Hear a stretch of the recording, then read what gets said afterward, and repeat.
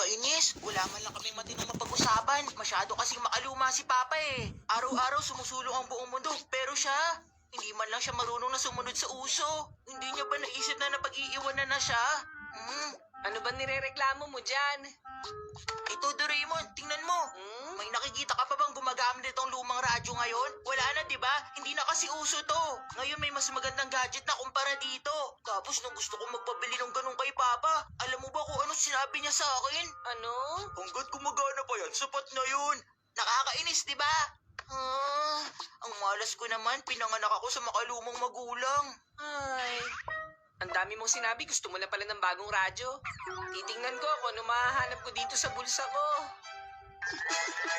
Ang sulang-urong beam! Sulong-urong! Iset natin yung dial sa beam ng mga 10 taon. Tapos,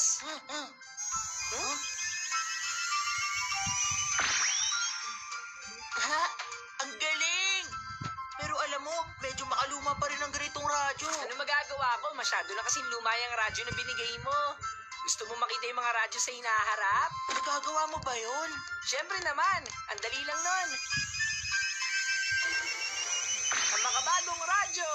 May built-in phone camera, digital watch at may 3D TV pa. Wow! Ang astig naman ito! Pero hindi na mukhang radyo, ano? Wow! Ang galing! Wala pang may ganito kaastig na gadget ngayon. Pwede rin natin iurong yung pagiging bago ng gamit.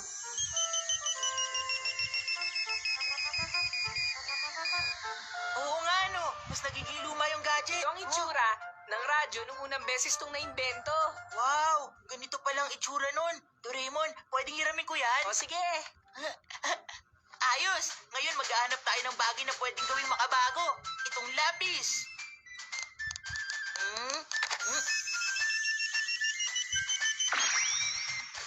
Ano to? Ang weird. Ha? naging automatic pencil yung lapis dahil sa beam. Pahiram muna ako saglit. Oh. Kailangan mo magsalita dito tapos yung ink sa loob, i-record yung sinasabi mo at isa-save mo na dito sa pencil. Tapos isusulat niya sa papel yung record mo. Ilapit mo yung pencil sa papel para masubukan mo.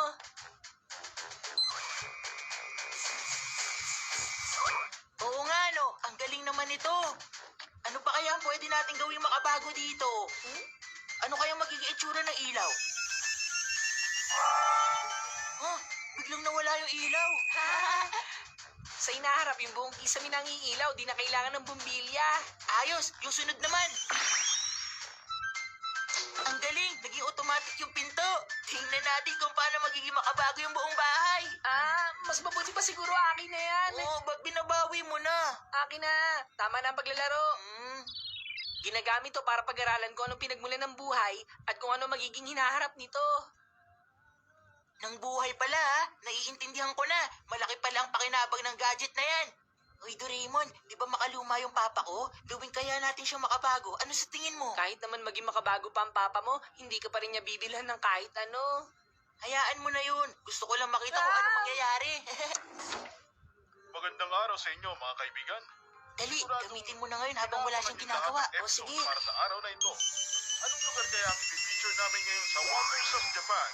Japan. Lagot na! Sa paurong pala nakalagay yung setting. Ay, balik mo na siya sa dati. Ano pang hinihintay mo?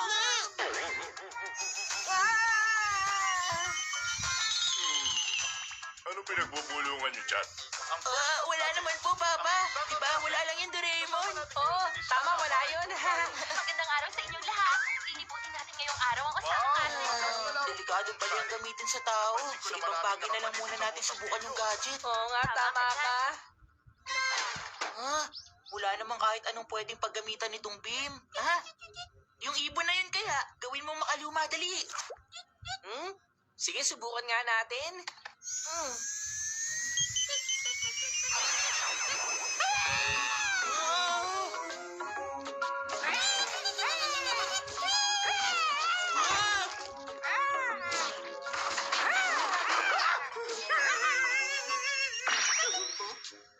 Wow! Mukha palang mga dinosaur ang mga ibon noon, ano? Tama ka, pero kasi nanggaling naman talaga ang mga ibon sa dinosaur. Talaga? Marami pa akong gustong paggamitan niyang sulong-urong beam. Lalabas muna ako para maghanap ng iba pang hayop. Teka, tingin ko mas mabuti pang wag na lang. Ay, naghahanap ako ng hayop. Wala yata akong makahanap na hayop dito sa kusina. Sana may mahanap akong ipis o kung ano man. Ang tagal naman ni Nobita. Nasaan na siya? Doraemon! May nahuli na ako sa wakas. Pwede na to, di ba?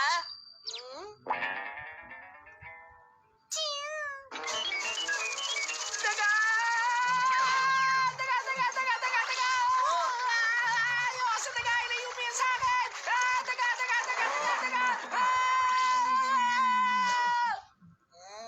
Oo nga pala. Malaki ang takot ni Doraemon sa mga daga kaya nagulat siya.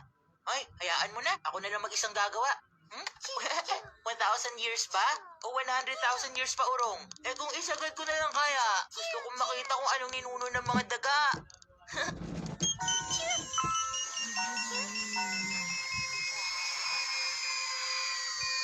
Wow, unti-unting lumalaki yung katawan niya. Ang galing nito. Oh! Teka, parang alam ko to ah.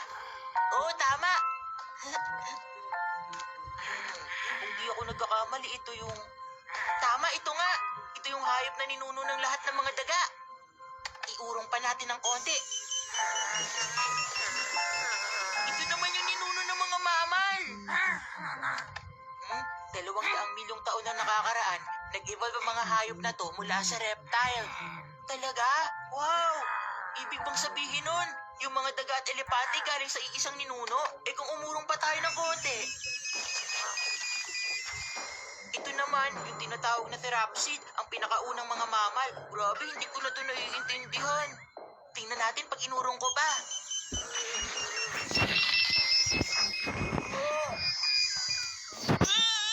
Huwag ka lalapit sa akin.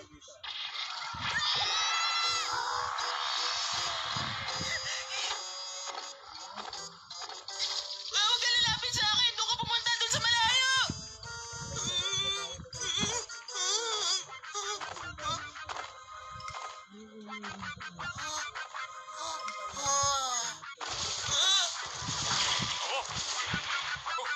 Ano ba nangyayari dyan? Nobita, nandyan ka ba? Halika, maglalaro tayo ng baseball! Sumama ka na. Isa ka lang namin yayain, no? Ha? Tulungan niya ako! Naku po, nawala na sa kontrol ko ang sitwasyon. Alam ko na, takot ang mga daga sa pusa, di ba? Ayan. Oh, bakit? Oo nga pala. Magkapareho lang ang ninuno ng mga aso at pusa. Kasi pareho silang mamal. Doraemon! Saan ka ba nagpunta, Doraemon? Maliit na daga lang naman yun ah. Bakit hindi ka bumalik pagkatapos? Lagot na, anong gagawin ko? Anong gagawin ko? Alam ko na, isusulong ko tong mousetrap para maging makabago.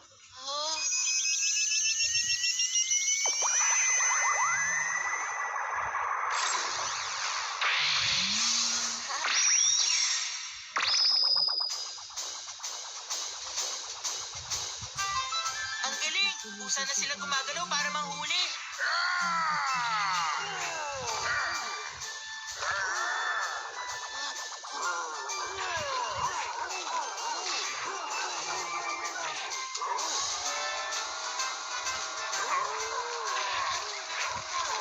Ganyan nga, kaya mo yan!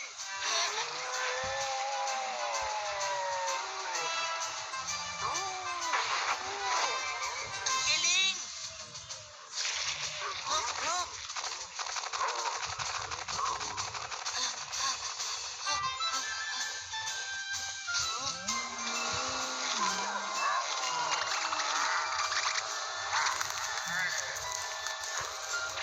Ayan!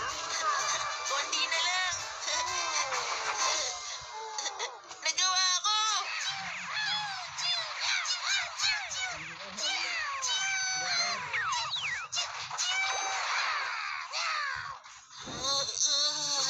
Sinabihan naman kita, di ba? Ibalik mo na sa akin yan. Pwedeng huling hirit na lang. Gusto ko makita ang itsura ni Papa pag naging makabago siya. Ngayong araw, isang pares ng kakaibang halimaw ang gumawa ng gulo sa residential area. Kasalukuyang Itigil mo na kumikilos yan, ang pulis Nobita. para hanapin Isang ito. beses ko lang Ayon sa gagawin. report, Gusto ko mukhang lang pares talaga ng makita. halimaw na makikita lamang Ano kayang itsura ng makabagong papa? Ha? Eh di mas malaki ang ulo. Ha? Malaki ang utak kasi lagi umaasa sa teknolohiya at yung kamay at paa mas papayat. Bakit parang bumiga? Tingnan mo, ang astig oh! Anong problema mga bata? Wow, ganito ang makabagong tao. Naintindihan ko na. Teka, ano naman to? Kasi sa sobrang lala ng polusyon sa hinaharap, humaba ng gusto ang mga buhok sa ilong ng mga tao. Nakakatuwa naman. Tama na ang pangulo niya!